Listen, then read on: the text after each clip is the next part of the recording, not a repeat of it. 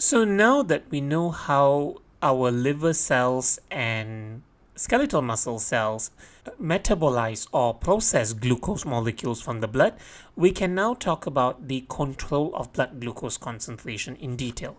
More specifically, we will be talking first about what happens if the blood glucose concentration is higher than normal.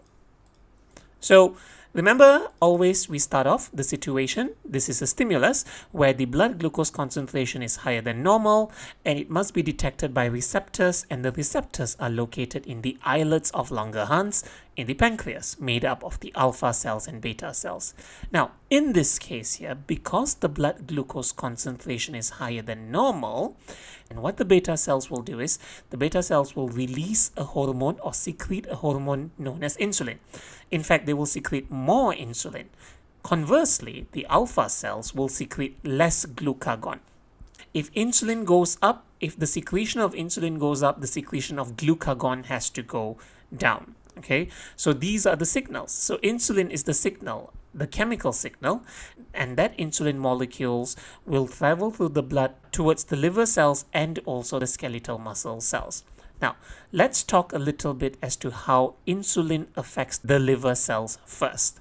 Very simple. Remember, the liver cells always have GLUT proteins on their cell surface membrane, and the blood glucose concentration right now is very high because, that's the stimulus, right? So the liver has to decrease the blood glucose concentration.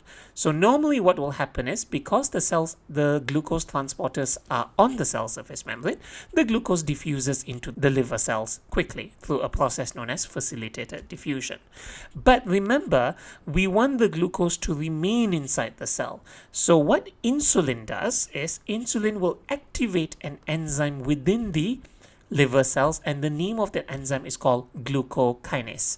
The glucokinase enzyme basically takes the glucose molecule and phosphorylates it. And what's the purpose of phosphorylating it, by the way? We saw that in the previous video. By phosphorylating the glucose molecule, it prevents the glucose from escaping the cells back into the blood. So it remains in the cell no matter what. Insulin also tells the liver cells, insulin also stimulates the liver cells to increase the rate of respiration. So it tells the liver cells, hey, you have all this glucose molecule, use it, please. Okay, so it tells the liver cells to break down the glucose in an attempt to make ATP molecules. So insulin does not just tell the liver cells to absorb the glucose from the blood. Insulin also tells the liver cells to use the glucose. So that's a pretty fantastic thing that insulin does as well. So the liver cells will carry out respiration and more ATP is produced. But again, not all the glucose molecules will be respired. So insulin will also activate the second enzyme in the liver cells, which is glycogen synthase. When you say the word synthase, it is just an enzyme that is supposed to make something. So glycogen synthase is an enzyme to make glycogen. So by activating that particular enzyme, glycogen synthase, the liver cell is able to convert glucose into glycogen. And by doing so, look at what happens to the blood glucose concentration. From higher blood glucose concentration, it becomes lower. And that is the corrective action right there. So in a nutshell, insulin stimulates the liver cells in three ways. It activates glucokinase to phosphorylate the glucose molecules within the cell. It also stimulates the liver cells to increase the rate of respiration, which means to use up the glucose molecule to produce ATP. It also activates an enzyme called glycogen synthase to convert glucose into glycogen. And why does it convert glucose into glycogen? So that the glycogen can be stored for the future within the cell without affecting the water potential of the cell at all. Now, there is a bit of good news and bad news. The bad news is insulin also affects the skeletal muscle cell in a slightly different way. But the good news is there is also a high degree of similarity with the liver cells. I will explain this.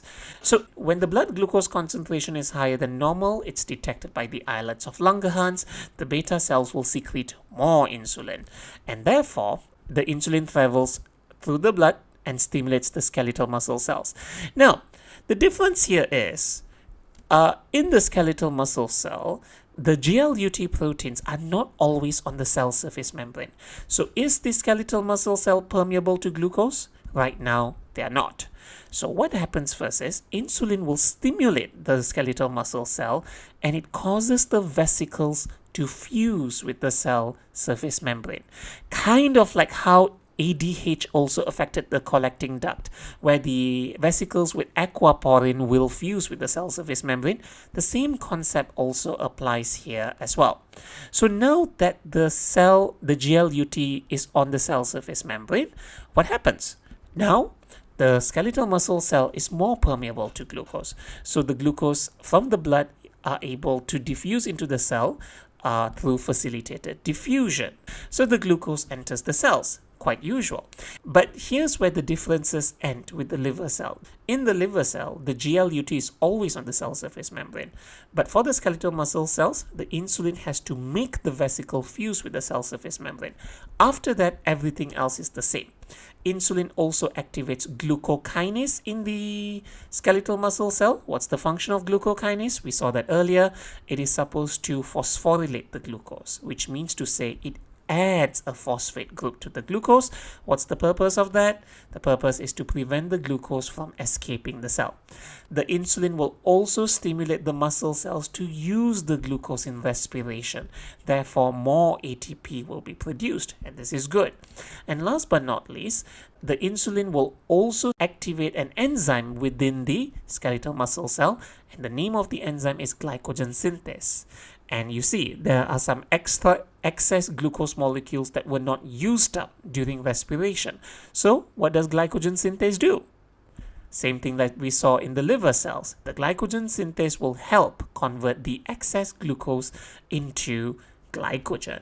So, it's pretty much the same. And because of these actions, the blood glucose concentration goes back to normal. There we go.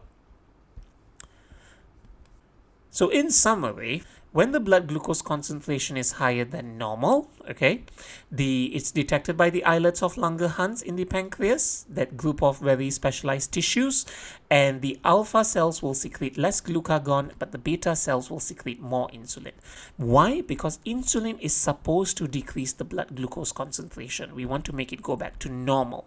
So what happens is the islets of Langerhans over here are the receptor and also the control center, right? Because they detected the higher glucose concentration in the blood, and they will also secrete the insulin, which is the chemical signal to be sent to the effector. Now, there are two types of effector.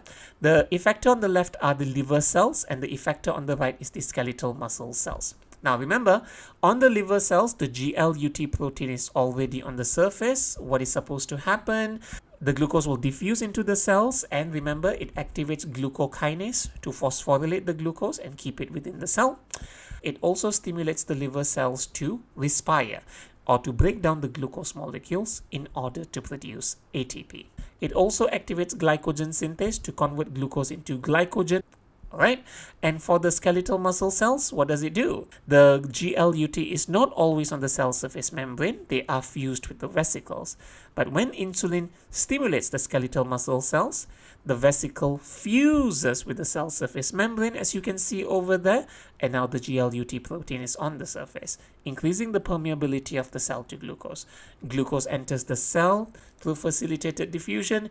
It also phosphorylates the glucose to keep it within the cell. It's the same thing we saw all over again.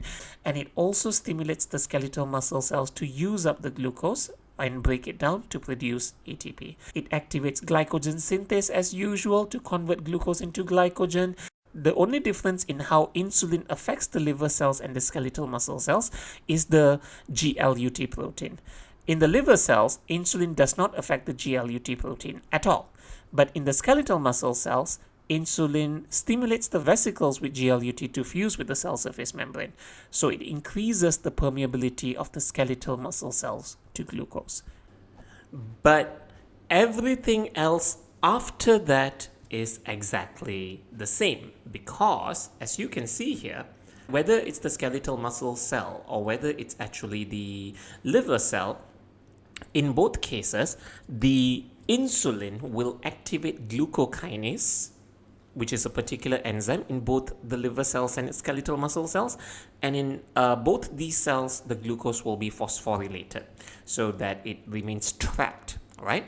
Insulin will also increase the rate of respiration within the liver cells and the skeletal muscle cells, and insulin will also activate glycogen synthase within these two types of cells so that the glucose can be converted into glycogen. And this is all good because when you see, so what happens to the glucose concentration? At the top there, the glucose concentration was higher than normal, but because of the actions or because of the corrective actions of these two effectors, the liver cells and skeletal muscle cells, by taking in the glucose and processing it, look at what happens to the amount of glucose now. The amount of glucose inside the blood has now reduced and it has gone back to normal.